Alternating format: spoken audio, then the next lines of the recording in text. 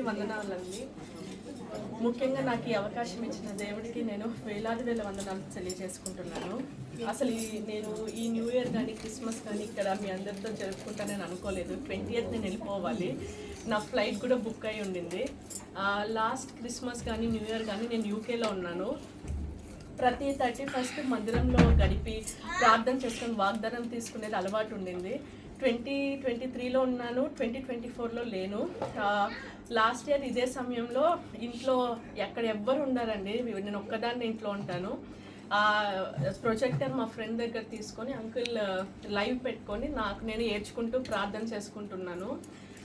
31st last year రాత్రంతా almost 3:30 వరకు నేను ఒక్కదాన్ని కూర్చొని ఏడ్చుకుంటూ ప్రేయర్ చేసుకుంటూ ఉన్నాను. నాకు ఈ సంవత్సరం సమాధానం చెప్పు, వివాహ విషయంలో సహాయం చేయదేవా, ఈ కుటుంబం విషయంలో సహాయం చేయని.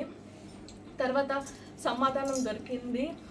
పడుకున్నాను. ఇంకా పొద్దున్నే లేస్తే యూకేలో 31st ఏ చర్చ్ ఓపెన్ ఉండదు, ఏ షాప్ ఓపెన్ ఉండదు. ఒక ఖాళీ చర్చ్ ఉంటే అక్కడికి వెళ్తే ఒక ముసలావిడ క్లీన్ చేస్తూ ఉండినారు. కాసేపు ఇక్కడ కూర్చోవచ్చా, ప్రేయర్ చేసుకోవచ్చా అంటే ఆవిడ ఫిలిప్పీన్స్ కంట్రీ నుంచి ఉన్నారు. నా గురించి అడిగి నువ్వు ఏ దేశం నుంచి వచ్చావు, నీ పేరేంటి, అది ఇది అంటే సరే. ఆవిడ వయసు 82 years, 82 సంవత్సరాలు.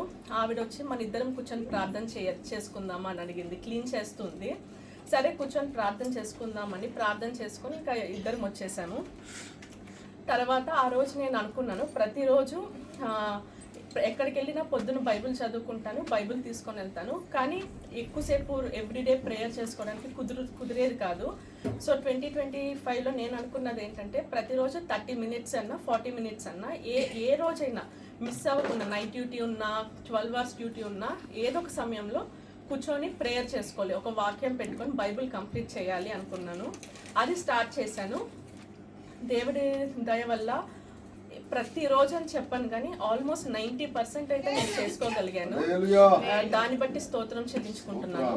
నేను ఏ రోజైతే ప్రార్థన చేశానో నాకు ఏ ఇయర్లో లేని కష్టాలు 2025లో వచ్చాయి.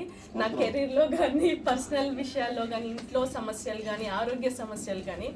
ప్రతి నెల నాకు ఒక క్లోజ్ ఫ్రెండ్ ఉంటుంది యూకేలో, సావిత్రి అని. ఆ అమ్మాయికి ఒక్కదానికి తెలుసు. తను అనేది ప్రతి నెల నీకు ఒక థ్రిల్లర్ సినిమాలో లాగా ఏదో ఒక ట్విస్ట్తో వస్తుంటావు నువ్వు అని అంటుంది. జనవరిలో ఏం జరిగిందంటే నాకు ఒక కాన్ఫరెన్స్కి వెళ్ళాలైతే దానికి లీవ్ అని అప్లై చేసుకొని ఫ్లైట్ బుక్ చేసుకొని దానికి అప్లై చేశాను. మొత్తం ₹1,00,000 అవుతుంది ఆ కాన్ఫరెన్స్కి, ఫ్లైట్ బుకింగ్కి, అకామిడేషన్కి. నా లీవ్స్ అన్ని ముందే అప్రూవ్ చేశారు. కానీ లాస్ట్ మినిట్లో నన్ను వేరే టీంలో వేయడం వల్ల చాలా అంటే చాలా కష్టాలు జరిగి అది వెళ్ళలేకపోయాను. అది ఒకటి. తర్వాత ఫిబ్రవరిలోకి రాగానే నాది IMT ఇంటర్వ్యూ అని ఒకటి ఉంటుంది, నెక్స్ట్ లెవెల్కి వెళ్ళడానికి. ఆ ఇంటర్వ్యూ నేను ఎంత బాగా ప్రిపేర్ అయ్యి ఎంత బాగా చేశానంటే, ఎంత కాన్ఫిడెంట్తో ఉన్నానంటే నాకు ఆల్మోస్ట్ టాప్ 300 అలా ర్యాంక్ వస్తుంది. ఎక్కడ కావాలంటే అక్కడ నేను పిక్ చేసుకోవచ్చు అనుకున్నాను. నాతో వచ్చి నువ్వు ఎలా ప్రిపేర్ అవుతున్నావు అంటే అందరికీ నేను ఇలా ప్రిపేర్ అవుతాను, ఇలా ఆన్సర్స్ చెప్పాలి, అది ఇది అని చెప్పి అందరికీ అంత కాన్ఫిడెంట్తో చెప్పాను. ఆ లాస్ట్కి రిజల్ట్ వచ్చేసరికి నా ర్యాంక్ 300 అలా టాప్లో ఉంటుంది అనుకున్నది. అది లాస్ట్ 3000 ఉండింది. నేను ఎవరికైతే చెప్పానో వాళ్ళందరికీ వచ్చింది, వాళ్ళందరూ సెటిల్ అయిపోయారు, లైక్ నెక్స్ట్ స్టేజ్కి వెళ్ళారు. ఏంటి ప్రభా ఇట్లా చేసావు, ఇలా చేసావు ఏంటి, ఎంత అవమానంగా అనిపించింది అంటే ప్రతి ఒక్కరంటే మాకు ప్రతి అప్రైజల్లో మేము చెప్పాలి ఇది చేసాము చేయలేదని. ఎందుకు నీకు తక్కువ ర్యాంక్ వచ్చిందంటే దానికి ఒక ఎక్స్ప్లెనేషన్ ఇవ్వాలి, ఒక ఇయర్ వెనక్కి వేస్తారు, ఇదంతా ఉంటుంది. అది ఒకటి. తర్వాత మార్చ్ నెల అయితే నేనైతే ఆల్మోస్ట్ ఇంకా ICU దాకా వెళ్ళాను. అంత ఇన్ఫెక్షన్ వచ్చింది, లైక్ ఫ్లూ, చెస్ట్ ఇన్ఫెక్షన్, కడుపులో ఇన్ఫెక్షన్, అంతా ఒక్కదాన్నే ఉండిన్నాను. రాత్రంతా నేను వామిటింగ్స్ చేసుకొని నాకు నేనే క్లీన్ చేసుకొని ఆకలేస్తుంటుంది మరీ వండుకొని చాలా ఇబ్బంది పడ్డాను. ఇంకా ఏప్రిల్, మే అంతా ఇంట్లో సమస్యలు. తర్వాత ఎగ్జామ్, అది కూడా అంతే. ఇదేంటి నేను ఇప్పుడు దాకా రాసిన ప్రతి ఎగ్జామ్లో నేను చిన్నప్పటి నుంచి ప్రతి దాంట్లో నాకు మంచి మార్కులు, టాపే వచ్చేది. అదేంటి అంత బాగా ప్రిపేర్ అయ్యి కేవలం ఒక 2 మార్కులతో నేను ఫెయిల్ అయ్యాను ఆ ఎగ్జాము. దానికి కూడా మరి 50,000 ఏదో. అది పాస్ అవ్వకపోయినా నేను ఇంకొక ఇయర్ వెనక్కి వెళ్తాను. అలా 2 years ఆల్మోస్ట్ వెనక్కి వెళ్ళినట్టు అయ్యింది. ఏంటి ప్రభా ఏది చేసినా నేను ఫెయిల్ అవుతున్నాను, అది ఇది అని.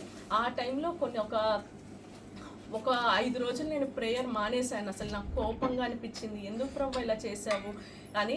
తర్వాత మరి నాకు నేను రియలైజ్ అయ్యి, నాకు లాస్ట్ ఇయర్ వాగ్దానం అండి యోబులో వచ్చింది.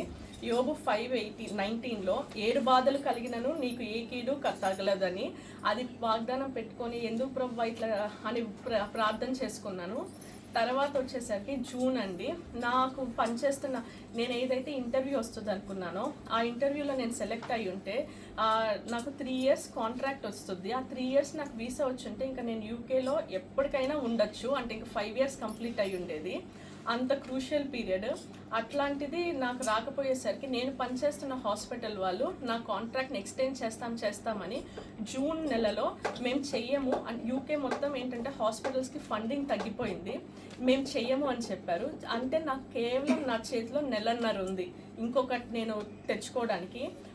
నాది ఇది ఎండ్ అయ్యే రోజుకి August 5th ఇది ఎక్కడ ఎండ్ అవుతుంది. పోనీ August 7th నాకు వచ్చినా కూడా 2 రోజులు గ్యాప్ వచ్చినా నేను లీగల్గా ఆ దేశంలో ఉండడానికి లేదు. నేను అన్నీ సర్దుకొని ఇప్పుడు దాకా నేను ఏదైతే చేశానో మొత్తం వ్యర్థమైపోయి ఇంక ఇండియాకి వచ్చేయాలి.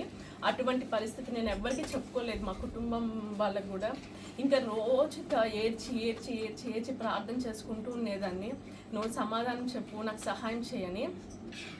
నేను యూకేకి వెళ్ళక ముందు ఫస్ట్ జాబ్కి ఒక 50 జాబ్ అప్లికేషన్స్ వేస్తే నాకు ఫస్ట్ ఇంటర్వ్యూకి సెలెక్ట్ అయ్యింది. అప్పుడు కూడా ప్రేయర్ చేసుకున్నాం, 12 hours పెట్టుకున్నాం, 24 hours పెట్టుకున్నాము. ఇమ్మీడియట్గా దేవుడు సమాధానం ఇచ్చి ఇంటర్వ్యూ ఇచ్చాడు. ఫస్ట్ ఇంటర్వ్యూకే జాబ్ వచ్చింది. నాకు ఏ ఎక్స్పీరియన్స్ లేకుండా అప్పుడే వచ్చింది. ఇప్పుడు నాకు ఇంత ఎక్స్పీరియన్స్ ఉంది, నేను మాకు చాలా ఉంటాయండి క్రైటీరియాస్, లైక్ ఇంటర్నేషనల్ కాన్ఫరెన్సెస్లో మనం ప్రెజెంట్ చేయాలి, రీసెర్చ్ చేయాలి, పేపర్ పబ్లికేషన్స్ చేయాలి, ఇలాంటి చాలా ఉంటాయి. ఇప్పుడు ఇవన్నీ ఉన్నాయి కదా, నా పోర్ట్ఫోలియో అంటారు, నా పోర్ట్ఫోలియో ఇవన్నీ ఉన్నాయి కదా టాప్వి. నాకెందుకు రాదు, నాకు రాకపోతే ఎవరికి వస్తుంది అన్నట్టుగా అప్లై చేస్తే ఫస్ట్ జాబ్కి ఎన్ని చేశాను అంతకన్నా ఎక్కువ చేస్తే ఒక్క ఇంటర్వ్యూ కూడా రాలేదు నాకు, ఒక్కటి కూడా ఆఖరికి షార్ట్ లిస్ట్ కూడా అవ్వలేదు. ఏంటి ప్రభా ఏంటి ఇట్లా జరుగుతుందంటే నాకు తెలిసిన వాళ్ళందరూ చాలామంది ఇంకా అలా వెనక్కి వెళ్ళిపోతున్నారు, వెనక్కి పంపించేస్తున్నారు కూడా. తర్వాత ఆ టైంలో జూన్ జూలై సమయంలో చాలా అంటే చాలా చిరాగ్గా ఉండేది, భయంగా ఉండేది, ఏం చేయాలో అర్థమయ్యేది కాదు. కానీ ఇంకా జాబ్కి వెళ్తూ ఉండేదాన్ని. అప్పుడు గ్యాస్ట్రెంట్రాలజీ డిపార్ట్మెంట్లో పనిచేస్తున్నాను డాక్టర్గా. అప్పుడు ఏంటంటే ఇంకొక టీంలో డాక్టర్ ఇంకొకరికి బాగాలేకపోతే నన్ను ఆ టీంలో వేశారు. ఒకరోజు నువ్వు క్రాస్ కవర్ చేయాలంటే, ఇప్పుడు ఉన్న దాంట్లో మనకు కొత్త పేషెంట్స్ చాలా, ఇప్పుడు ఇండియాలో లాగా 5 నిమిషాలు మాట్లాడి పంపించేసేది ఉండదు. ఒక్క పేషెంట్తో మనం 40 నిమిషాలు ఉండాలి. ఇప్పుడు చిరాగ్గా ఆ టీంలోకి వెళ్ళాను. ఒక కన్సల్టెంట్ డాక్టర్ ఫ్రేజర్ అని, ఆయన పేరు చెప్పాలి, ఆయన రిటైర్ అయిపోయి ఇంకా ఏదో కొన్ని రోజులు ఉంటే ఆయనకి బ్యాక్లాగ్ వర్క్ అంతా క్లియర్ చేయడానికి ఆయన డ్యూటీకి వస్తున్నారు. నేను ఈ టీం నుంచి ఆ టీంకి వెళ్ళినప్పుడు ఆయన వారానికి ఒక రోజు వస్తాడు. ఆయన ఒక రోజు వచ్చాక మాకు బ్రేక్ టైంలో కన్సల్టెంట్స్ అందరు కాఫీ ఇస్తారనమాట జూనియర్ డాక్టర్స్కి. ఇట్లా ఇస్తూ ఉంటే డల్గా ఉంటే ఏమి ఇట్లా ఉన్నావు, ఏమైంది, వర్క్ లోడ్ ఎక్కువ ఉందని ఆయన అడిగితే లేదు అని చెప్పాను. ఎక్కడి నుంచి వచ్చావు, మీ పేరెంట్స్, మీ ఫాదర్ ఏం చేస్తారు, మీ మదర్ ఏం చేస్తారంటే ఇట్లా చెప్పాను, ఫాదర్ ఇలా లాస్ట్ ఇయర్ ఇలా చనిపోయారండి, మా మదర్ ఇట్లా టీచర్ అది ఇది అని చెప్పి మామూలుగా మాట్లాడాను. ఇట్లా ఏంటి అంటే ఇట్లా జాబ్ గురించి అప్లై చేస్తున్నాను చూడాలి అంటే ఆయన కూడా అడిగాను, అవును అయ్యంటే ర్యాంక్ ఎంత వచ్చింది అంటే చెప్పి ఏంటి ఇంత ఎక్కువ వచ్చింది నీకు అన్నాడు. సరే అని చెప్పి ఇంకా డ్యూటీకి వెళ్ళిపోయాను. అంతే, నేను ఇంకా మరి అప్లై చేసుకుంటున్నాను ఏం జరిగిందో తెలియదు. ఒక రోజు ఏంటంటే ఆయన నాకు మెసేజ్ పెట్టారు, ఇంకా ఒక 2-3 వారాలు ఉంది ఇంకా నా వీసా ఎండ్ అవ్వడానికి. ఆయన ఒక మెసేజ్ పెట్టాడు, నీ ఇదేంటి ఏమన్నా పోర్ట్ఫోలియో అదే నీ అప్లికేషన్ ఉందా అని అడిగాడు, జాబ్స్కి అప్లై చేసేదంటే ఉంది డాక్టర్ కమిన్స్ పంపిస్తానంటే నాకు ఈమెయిల్ చేయమన్నారు. సరే అని ఈమెయిల్ చేశాను. ఒక ఈమెయిల్ చేశాక నెక్స్ట్ డే నాకు ఒక ఇంటర్వ్యూ ఈమెయిల్ వచ్చింది. ఇంటర్వ్యూ ఈమెయిల్ వస్తే అది నేను ఎక్కడ అప్లై చేయలేదు, ఆ జాబ్ నేను అప్లై చేసిన 100లో అది లేదు. నేను అప్లై చేయని దానికి నాకు ఎక్కడి నుంచి ఇంటర్వ్యూ వచ్చిందో కూడా నాకు తెలియదు. సరే ఇంటర్వ్యూ వచ్చింది, నెక్స్ట్ డే ఇంటర్వ్యూకి వెళ్ళాను అనమాట. ఇంటర్వ్యూకి వెళ్ళాక నెక్స్ట్ ఆ రోజు సాయంత్రమే ఇంకా ప్రార్థన చేస్తున్న, దేవా ఇది ఒక్కటే నాకు వచ్చింది, ఇది లేకపోతే ఇంకా అంతే, ఇంక వెనక్కి వెళ్ళిపోవాలి, నేను ఏ మొహం చూపించాలి అందరికీ, అది ఇది అనుకుంటూ ప్రార్థన చేసుకుంటుంటే మీరు సెలెక్ట్ అయ్యారు, చాలా అంటే చాలా బాగా, మీకు టాప్ మార్క్స్ వచ్చాయి అని నాకు ఈమెయిల్ వచ్చింది. దేవా స్తోత్రం అనుకున్నాను. తర్వాత ఇంటికి వచ్చి నేను బైబిల్ అది ఆన్లైన్ ఇవి వర్సెస్ ఇవన్నీ చూసుకుంటూ ఉంటే స్తోత్రం తండ్రి స్తోత్రం అని చెప్పుకొని ప్రేయర్ చేసుకుంటుంటే ఒక వాక్యం వచ్చింది, ఇంగ్లీష్లో వచ్చింది. అది దావీదు వెళ్ళి సొలొమోన్ దగ్గరికి వెళ్ళి నాన్న ఇట్లా అపాయింట్ చేసుకొని అడగలేదు కదా, అలా నువ్వు కూడా వెళ్ళాల్సిన అవసరం లేదు, నీ అప్లికేషన్ దేవుడే తీసుకొని వెళ్ళిస్తాడని. అలా తర్వాత తెలిసింది ఏంటంటే ఆ డాక్టరే, ఆ కన్సల్టెంటే ఆ హాస్పిటల్కి హెడ్, ఆ హెడ్తో ఫ్రెండ్ అనమాట. ఇలా క్యాజువల్గా మాట్లాడేటప్పుడు ఇట్లా మా హాస్పిటల్లో నా డిపార్ట్మెంట్లో ఒక మంచి డాక్టర్ ఉంది, ఒక అమ్మాయి, తనకి ఎక్స్టెండ్ అవ్వట్లేదు, అట్లాంటి వాళ్ళు వెళ్ళిపోవడం చాలా బాధాకరంగా ఉంటుందని చెప్తే వాళ్ళు ఆయన మాటలు నమ్మి నన్ను ఇంటర్వ్యూకి పిలిచి నన్ను ఇంటర్వ్యూ చేసి వాళ్ళు సెలెక్ట్ చేశారు. ఈ జాబ్ నేను అసలు ఇప్పుడు దాకా మా మమ్మీకి కూడా చెప్పలేదు, నేను అప్లై చేయలేదు, నేను అడగలేదు, చేయలేదు, కానీ దేవుడే ఇచ్చాడు. దాన్ని బట్టి నేను స్తోత్రం చెల్లించుకుంటున్నాను. అదే అయిపోయాక ఇంకా ఆగస్ట్ సెప్టెంబర్ నుంచి ఇంకా మా మమ్మీ చాలా అంటే చాలా దిగులు పడుతూ ఉండేది, ఇదేంటి పెళ్ళి అప్పుడు ఇంకా నేను ఇండియాకి రావాలని నేను టికెట్స్ కూడా బుక్ చేసుకున్నాను. అందరూ అనుకుంటారు నేను ఎంగేజ్మెంట్ కోసం వచ్చానని. నేను మామూలుగా ఇండియాకి సంవత్సరం పైన అయ్యిందని నేను బుక్ చేసుకున్నాను ఇండియాకి రావాలని. ఇంకా అంటూ ఉండేది రోజు ఫోన్ చేసి, ఇదేంటి అందరు అడుగుతున్నారు, ఇప్పుడు అందరు అడుగుతున్నారు, అందరికీ పెళ్ళి అవుతుంది, నీకు అవ్వట్లేదు, ఎన్ని సంబంధాలు చూస్తున్నాము, ఎంతమందిని పంపిస్తున్నామని. ఇంకా రోజు ఇంకా కొన్ని రోజులైతే ఇంకా ఫోన్ మాట్లాడాలంటేనే నాకు భయం వేసేది, మా ఇంట్లో వాళ్ళతో, అంటే ఇదే అడుగుతారు, ఇదే చెప్తారు అని. ఇంకా ఇండియాకు కూడా వస్తున్నావు, అందరు అడుగుతారు, ఇదేంటి ఇంకెప్పుడు పెళ్ళి, అది ఇది అని. దేవుడు గొప్ప కార్యం ఏంటంటే నేను మామూలుగా ఇండియాకి ట్రిప్ లాగా వచ్చాను, దేవుడు దేంటి ఎంగేజ్మెంట్ అయ్యేలాగా చేశాడు. దాన్ని బట్టి నేను ఈ సంవత్సరం చాలా అంటే లేట్ చేశాడు, కానీ దేవుడు నాకు వాగ్దానం ఇచ్చినట్టు శ్రమలు వచ్చాయి, కానీ దేవుడు నన్ను ఎక్కడా విడిచిపెట్టలేదు, ఎక్కడా నన్ను వదిలిపెట్టలేదు. మేబీ ఎందుకు లేట్ అయింది అనేది నాకు తర్వాత అర్థమవుతుందేమో, ప్రతిదానికి ఒక కారణం ఉంటుంది.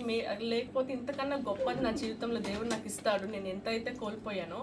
కానీ ఏ క్షణము నన్ను దేవుడు విడిచిపెట్టలేదు, నన్ను వదిలిపెట్టలేదు. దాన్ని బట్టి నేను దేవుడికి స్తోత్రం చెల్లించుకుంటున్నాను.